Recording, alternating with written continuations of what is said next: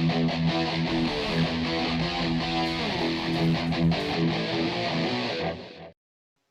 guys, Rolling Reaper here. Just back with a fairly quick review. Just got done watching the new Netflix film Project Power, which you don't know, Netflix recently have been putting out these original action. Well, I say original. Old Guard was based on a comic book, but but yeah, obviously cinemas have been shut until fairly recently, so we gotta be entertained somehow, and they're still coming out, so yeah, we're still being entertained by them. The Old Guard was the most recent of these, and now we've got Project Power. And in Project Power, there's this pill which basically allows the user a random superpower for 5 minutes, and essentially that's their power after after they take the pill the first time. So you don't know what you're gonna get on your first when you first take the pill. I think that's a really interesting concept for a film, and it's definitely used pretty well. There are some really unique powers here.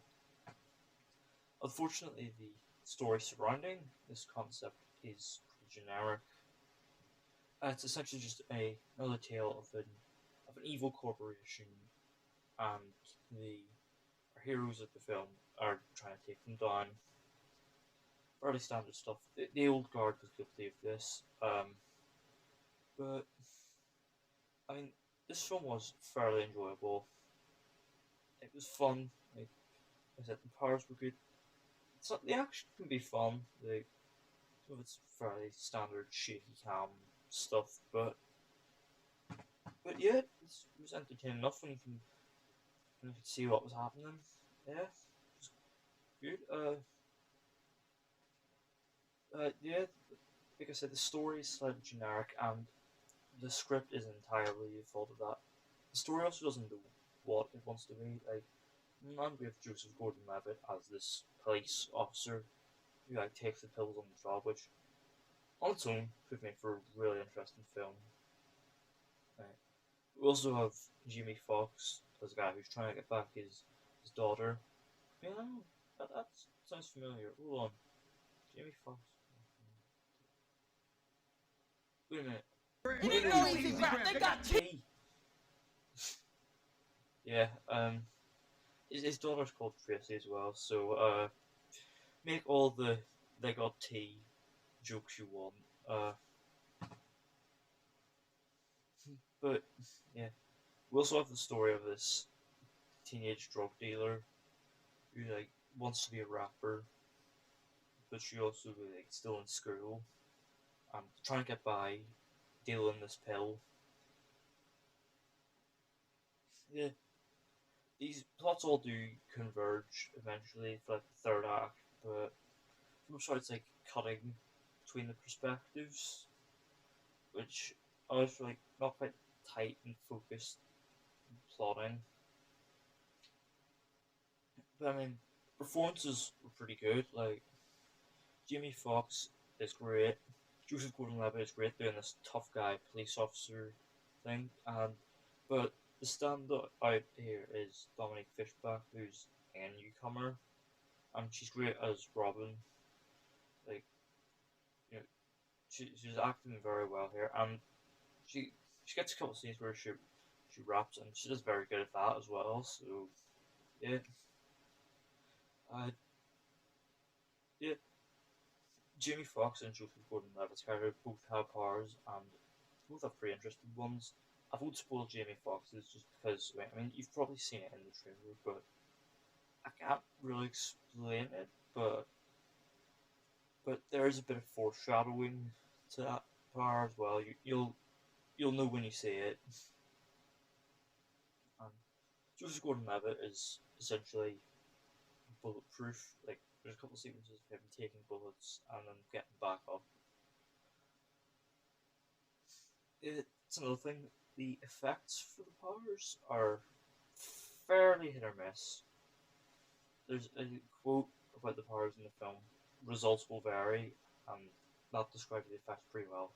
Like anytime a character like takes a bullet or heals from a bullet wound, it looks great. And like we see like when the characters first take the pills and like goes inside them and shows the power like activating.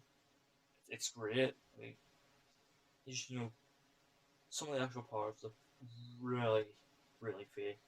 Like there's this one guy who's like a chameleon, basically blending into his surroundings. We see him like run away from Joseph Gordon-Levitt's character in Chase, and it looked really bad. It was so noticeably CGI. And same thing happens to Machine Gun Kelly earlier on in the film. He has a slightly different power. He spontaneously combusts, basically, and it looked the effect for it looked very very fake. It was almost distracting. But when the effects do work, they work. And yeah, yeah Project Power is essentially my Project Power overall. It's decent.